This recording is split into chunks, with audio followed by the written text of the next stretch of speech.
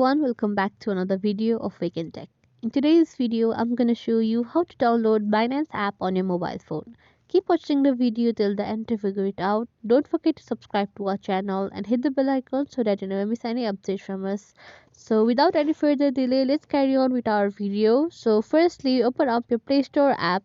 And once the main tab is open, click on the search bar at the top of your screen and then type in Binance and it will take you to this page. As you can see, the app is available for downloading. Click on the icon or you can click on the install button.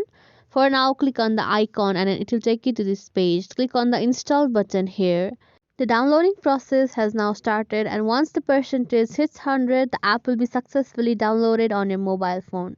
Once the open button turns green, click on it and it will directly take you to the app.